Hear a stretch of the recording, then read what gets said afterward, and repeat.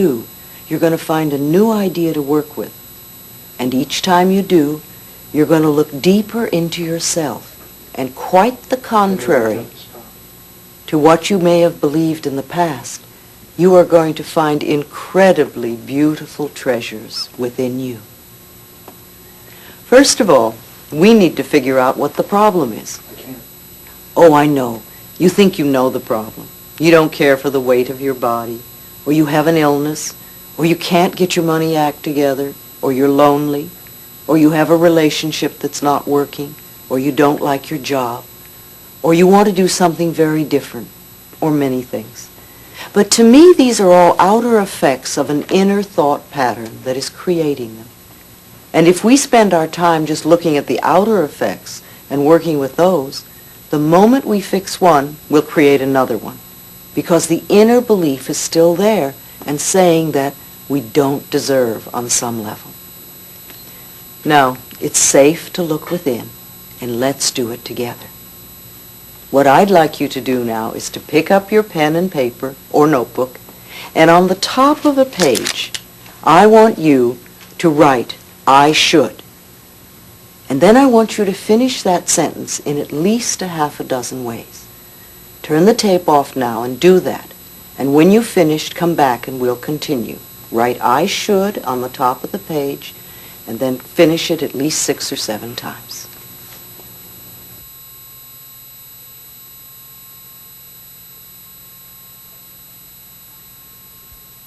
All right, now that you have your list made, what I would like you to do is to read off each one on the list by itself, saying, "I should." And then my question to you is, why? This is not to make you wrong in any way, but just to have you look at something in a different way. So you may say, "I should get up early in the morning." My question is, why?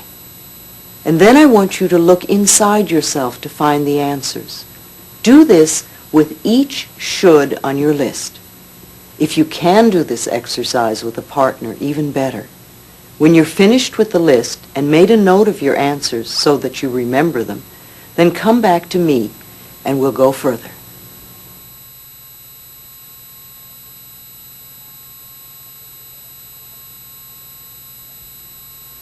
I believe that should is one of the most awful words in the English language, because every time we use the word should, we are in effect saying wrong. Either you were wrong, or you are wrong, or you're going to be wrong.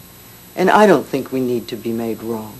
I think we need to be right, or at least come from a position of choice, because all of life is choice, and we want to be aware of that. So I would like to take the word should and put it in the wastebasket, or throw it in the fire, or in the trash, or whatever you want to do. Remove it from your vocabulary forever. And replace it with the word could, because could gives us choice. Now it is true that sometimes it might be better for us to do something, but basically we still have choice, and if we don't do it, at least we're not wrong. So what I want you to do now with this exercise is to reread your should list one at a time, only this time I want you to say, "If I really wanted to, I could. If I really wanted to, I could get up early in the morning." And then my question to you is, so why don't you, or why haven't you? And again, this is not to make you wrong, but to let you look at your shoulds and see how you really feel about them. So again, you can turn the tape off for a few moments and go through this process. If I really wanted to, I could. And so why haven't you? And when you've finished, come back.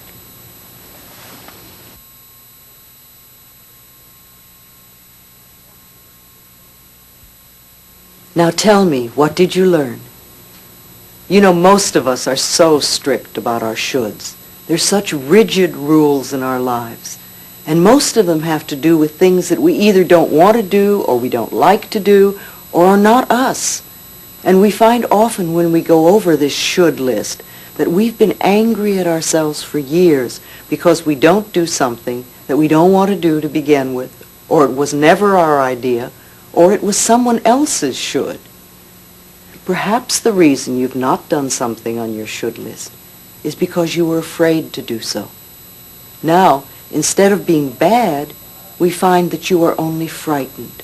And this is a very different issue to work with.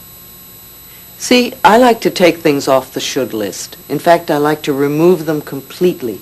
What we can do is have them be choices. We could do them if we really wanted to. And if we're not doing them, then we probably don't want to do them. And we don't have to do them. So let's not try. Let's not berate ourselves. Let's not belittle ourselves for it anymore. This one little tiny exercise can show us so much about ourselves. So what can be dropped now from your should list? The next thing we want to do is to see where we are on the ladder of self-love. Now, I'm not talking about vanity and arrogance, because that is not love. That's a form of fear.